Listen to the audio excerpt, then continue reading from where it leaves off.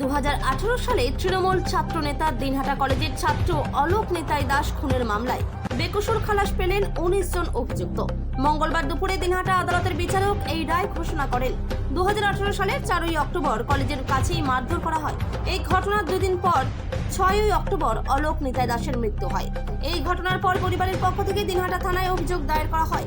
দীর্ঘ প্রায় 7 বছর এই মামলা চলার পর এদিন দিনহাটা মহকুমা আদালতের বিচারক এই মামলার 19 জনকে বেকসুর খালাস নির্দেশ দেন। দিনহাটা আদালতের বিচারক মাসুদ হাসান জানান, এই মামলায় বর্তমান দিনহাটা পৌরসভার ভাইস চেয়ারম্যান সাবির শাহ চৌধুরী সহ আরো বেশ কয়েকজনের নাম উঠে আসে। এদিন তারা দিনহাটা মহকুমা আদালতে উপস্থিত থেকে বেকসুর খালাস পান।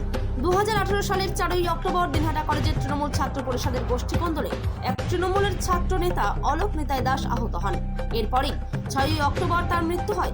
সেই ঘটনায় বেশ কয়েকজনের নামে লিখিত অভিযোগ দায়ের হয় দিনহাটা থানায়। সেই মামলাতে এদিন রায় দিল আদালত। গত 4-10-18 তারিখে দিনহাটা থানায় একটা এফআইআর হয়।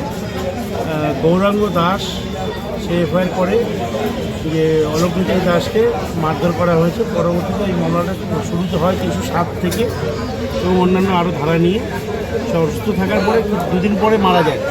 তারপরে এই মামলায় ধারা 302 যোগ হয় এবং 120 বি ক্রিমিনাল কনস্পিরেসি যোগ হয় এই মামলায়। দীর্ঘদিন ধরে এই মামলার বিচার চলে। বিচার চলাকালীন পুলিশ টোটাল 19 জনের নামে চার্জশিট দেয় এবং 5 জনকে এই মামলা থেকে বাদ দেয়।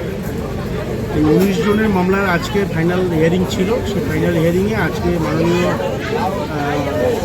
অতিরিক্ত দায়রা জজ আদালত দিনহাটা আদালত এই কোর্ট থেকে দিনহাটা কোর্ট থেকে আজকে এই 19 জন বেকসুর খালাস পায়। এই মামলায় আজকে 19 জন যারা ওই সময়ে ছিল বিভিন্ন আসামিরা, তারা 19 জন আজকে এই মামলা থেকে বেকসুর খালাস পায়। তাহলে কি এটা মিথ্যা মামলা ছিল? আদালতের প্রমাণ না পাওয়াতে এরা বেকসুর খালাস, প্রমাণ না হয়। আপনার নাম? আমার নাম মাসুদ হাসান, দিনহাটা কোর্টের। আজকে আমাদের সেই কেসে আমাদের আজকে নির্দোষ প্রমাণিত হলাম আমরা সকলে, এবং জজ সাহেব আমাদেরকে এই কেস থেকে মুক্তি দিলেন। এবং এটা আমরা যেদিনকে প্রথম এই কেসটা হয়েছিল 2018 সনে, এবং এখানে যারা উপস্থিত আছে, আমি বিশেষ করে আমিও বাইরে ছিলাম, অনেকেই সেই দিন সেই স্পটেই ছিল না।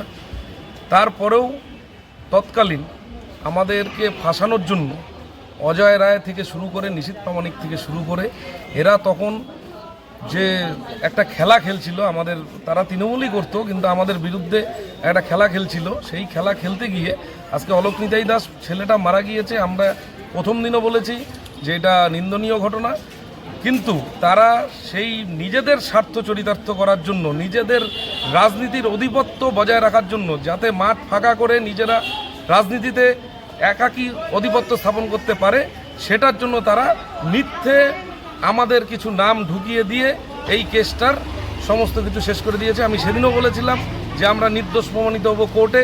আজকে হয়তো অনেকে অনেক কথা বলছে, মানে তৎকালীন অনেকে অনেক কথা বলেছিল, নিজেদের লোকরাও অনেক কথা বলেছিল, পারিপার্শ্বিক লোকরাও আমাদেরকে দোষী ভাবতে শুরু করেছিল। আমরা তখন দিশাহীন হয়ে পড়েছিলাম যে একটা কেস হয়েছে, একটা ছেলে মারা গিয়েছে। আমি প্রথম দিনের আপনাদের কাছে সংবাদ মাধ্যমে আমার বাইট ছিল, প্রথম দিনের বাইটও যা যে আমরা নির্দোষ, আমি নির্দোষ। আজকেও সেটা আদালতের মধ্যে দিয়ে প্রমাণ হলো। এর থেকে বড় কিছু হয় না। এবং তৎকালীন আরেকটা খবর হয়েছিল যে উদয়ন গুহ মহাশয় কেস জোর করে তুলে নেওয়ার চেষ্টা করছে, এটা করছে সেটা করছে। টোটালটাই ওই সেই তৎকালীন অজয় রায় নিশীথ প্রামাণিকের একটা চক্রান্ত ছিল উদয়ন গুহকেও যাতে এই কেসে ফাঁসানো যায়।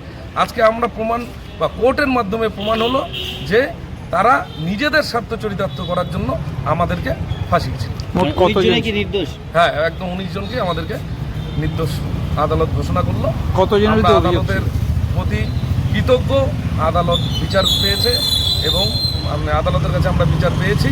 এর জন্য আদালতের কাছে আমরা কতজনের বিরুদ্ধে এখন লাস্ট যেটা চার্জশিটে ছিল 19 জনকেই আজকে জজ সাহেব মুক্তি দিয়েছে।